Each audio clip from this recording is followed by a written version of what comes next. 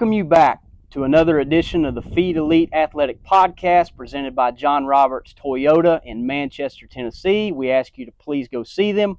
We have our special guest today, James Garcia, who is our Assistant Athletic Director here at the Webb School. James, how you doing today? Doing pretty well. It's a beautiful Friday. We got a senior night for our girls soccer team, so a lot going on. Then we have the John Freeman cross country meet tomorrow, so it's just been a great week for athletics here at the Webb School. Absolutely. We are on top of the press box here at Logler Field, and Coach Garcia has been here for 26 years now. Can you explain to us how Logler Field got put into place as the name? Yeah, so we had a Latin teacher here that coached soccer for a lot of years. Originally from Hungary, came to Webb, and just after his career was over, a bunch of alums got together and they named the soccer field after him. He was very passionate about the sport. His wife also worked here for many years in our business office. So you're one of the longest tenured employees at Webb, and you've had many different hats, you've had many different roles. Can you kind of go into your start here at the Webb School and kind of take us through your journey? Yeah, so I started as they used to have what we called intern roles here. You're supposed to come in for like a year, get experience, letters of recommendation, and kind of move on. But they decided to keep me on for a full-time role the next year, and just have kind of held teaching roles, administrative roles. Met my wife here and raising 3 kids on campus. So just kind of like positive circumstances have kept me here for 26 years at Webb. Right. So you got brought here as an intern, and you have coached several sports here. Can you list those for us? Can you remember all of them? I can try. Started out as I've always worked with our JV and varsity boys basketball team for a while. Coached middle school boys for a while as well. Coached softball. Coached 1 year of baseball. Actually helped out with middle school tennis for a while until COVID hit, and then haven't done that. But I've also filled in many roles as maybe driving a bus for certain teams, and just a pleasure to kind of see every sport and and the kids in that environment. We have had former athletes come back to school saying that they miss the best bus driver in the state. Do you want to attest to that? I don't know if I can say that with a we're an honor school. I don't know if I can. I don't want to lie. Okay. I've gotten us there safely. I'll say that. Every time. We'll leave it at that. So kind of going more towards a serious aspect. So we've been in school for now a month, and we've had our fall season into play. A lot of the fall sports are now kind of getting close to the postseason of their season. Can you kind of give a quick summary of the fall sports and where they're at in their current season? Yeah, it's kind of weird they're wrapping up because it seems like we just got to school, but they start in July, and that's what a lot of our student athletes and like other schools, they have to sacrifice that summertime, come here and start working. So the fall sports is seeing the development, seeing our volleyball team, soccer team, golf team, and cross country team just improve as we enter the postseason. Just getting really excited for that, to kind of see that development take place in their sports. Right. And you mentioned the Freeman event coming up tomorrow. Can you kind of elaborate on where that came into existence? Yeah, we had a cross country runner here a few years ago, and unfortunately he passed away in an accident, and his parents sponsor the race, and it's been a huge event in the community, and we're going to have over 500 runners here tomorrow. So right. It's an exciting event. It's a good way to carry on his legacy. Yep. He was very passionate about cross country. That was his sport, and to kind of see his name go on in that way is a neat thing for Webb. And it's definitely a busy time here, and like we've already mentioned, postseason play and getting into these district games. Let's elaborate a little bit on the coaches side of piece. So you are a varsity coach for our boys team here for the basketball program, and you head JV coach. Can you kind of talk to us about what we're trying to do here when it comes to being a coach and having a good relationship with the player? Yeah, coaching is just part of the aspect. You obviously want to be good at your X's and O's, but you're right. It's about the relationships, and being at Webb, boarding school, there's a lot of opportunities to build that relationship and just kind of be involved in the kids' lives in other ways than on the court or on the field. And so there's constant just checking in on the kids here and just giving positive feedback, and there's a lot of resources here for the kids to feel like they're really well known here. Not just your players that are getting all district mentions or things like that. But every athlete here at Webb, it's they have an opportunity to grow and develop, but also have those relationships with the coaches, and and not just one of the aspects of Webb that I really like is just not on the playing fields. Like I said, it's in the classroom, it's Right. in the dormitories. It's Yep. a lot of those relationships take place out off the field and off the court. And me and you are both involved in residential life. You've lived here for a long time, and talk to us about like being close with the borders and having a relationship with them from other countries. Just kind of elaborate on that. It's a lot of fun, and to be honest, it's part of the reason Webb's been really special is even though you're kind of in this little town of Bell Buckle, the diversity here is just, it amazes me every day. And so Right. to go in the dining hall and have different conversations about people's family in different countries, and food, music, all that stuff, you get to see a lot of different things and learn a lot of different things. And so it's a great experience, and it's hard to explain unless you live in it.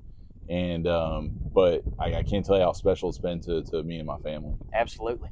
So we've talked about you've been in the athletic role as the assistant AD for 2 years now. Talk to us about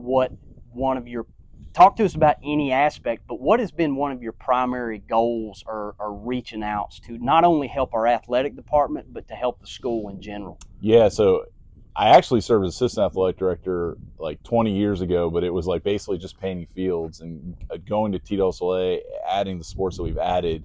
I will say last year was a huge adjustment, kind of stepping in there and just learning, all those policy aspects, Tito Soleil, and kind of adjusting there. So last year was a big learning curve. This year it's been nice to kind of know those things and be able to start kind of implementing things. And I think the biggest thing is, Webb's always talked about getting sponsors and having sponsorship for athletics, but it's just never gotten off the table. But thanks to the A&D office, a committee we had last year, it's finally gotten off the ground, and it's been successful. I mean, to have the John Roberts podcast and the Jaguar Play of the Week, and just being able to show our sponsors off in different ways has been I think it's been a huge improvement to our athletic program. It also has committing more finances into our athletics. As athletics is not a cheap endeavor, and so to try to give our kids the best, we have to have funding in place to give that. Absolutely, and we're thankful to have this podcast presented by John Roberts Toyota in Manchester, Tennessee.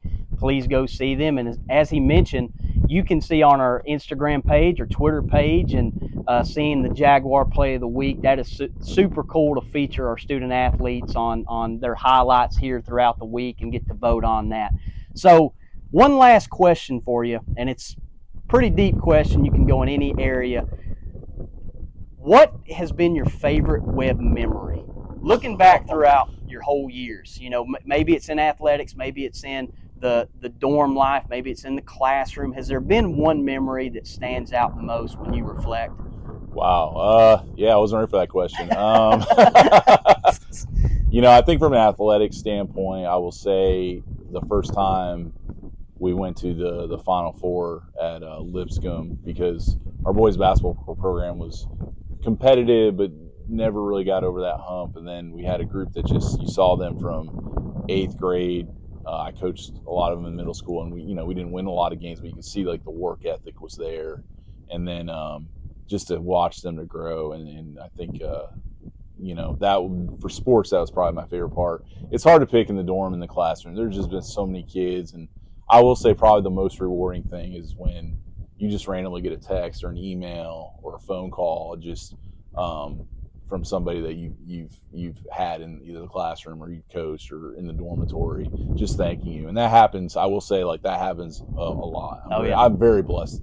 I'm very blessed in that aspect. So like my birthday was recent, and the amount of nice messages I got was pretty overwhelming. Right, and that's a great answer. I didn't preface that. Basically, I didn't tell you I was going to ask you that question. I kind of threw that out on the spot, so I think you did a great job answering. You didn't clear that one with my agent, so we'll do better next time. I'll probably have to pay for that after the podcast. Okay, so let's kind of go towards the fun side. So working in the office together, we talk sports, we talk a variety of different things, and we hear a lot about the New York Yankees. We hear a lot about the Syracuse men's basketball program, some football, but we won't go there. Talk about the Cleveland Browns, and we talk about Notre Dame football. Okay? So can you elaborate what those 4 teams mean to you? Just growing up, I was a huge sports fan, avid sports fan. It's weird. I'm from upstate New York. Kind of became a Browns fan because I was a huge Bernie Kosar fan. Oh, yeah. Who wasn't even from the area, but I just remember seeing him in college and following him. And he by far my favorite NFL player of all time. And then, the reason I'm not a Syracuse football fan is I actually used to black out the games in Syracuse because they weren't, attended. So you didn't get them on TV. So I watched Notre Dame a lot, and huge Rick Meyer fan. And who had a great career in Notre Dame and not so great in NFL. Right. And then Syracuse basketball was always on TV, so just grew up watching them. And the 2003 national championship still is one of the great sports moments. And I know everyone remembers Carmelo Anthony, but Jerry McNamara was my guy. Right. Just his ability to hit big shots, and then so it's just. And as far as the Yankees, that's been my team, my number 1 team, and it started with Don Mattingly. I just thought he was the best baseball player, and I know people think he should be in the Hall of Fame. I'm on the fence with that, but as far as just 4 or 5 years of just being a high level player, he was the best. And he did it the right way, in my opinion. So Derek Jeter's a very close second. Yeah. Okay, so we talk about the goods. Let's talk about a quick bad. Any team on the planet that you dislike the most, and it can be professional or college. Where's your mind go immediately? Well, I try to think I'm a positive guy, but if you would have asked me probably 10 years ago, it would have been the Red Sox, hands down. David Ortiz, Dustin don't Pedroia. Even get me started. Don't get me started with David Ortiz. But it's the Houston Astros. That whole the whole cheating scandal, and I could go on forever, but it's the Houston Astros. Oh yeah. Okay, so if you see Coach Garcia walking the hallways, do not bring up the Houston Astros to our students. Coach Garcia, we thank you for coming on to the podcast. And before we depart, any last comments or things you would like to tell to our audience today? Well, we kind of forgot about our biggest debate in the athletic office that comes up probably once a week is LeBron or Michael, and it's not even close. It's Michael. So for you viewers out there, it's Michael Jordan. I will go to my grave with it. There you go, folks. We thank you for tuning in to another edition of the Feed Elite Athletic Podcast presented by John Roberts Toyota. And as always, we ask you to please subscribe to our YouTube channel and have a blessed day.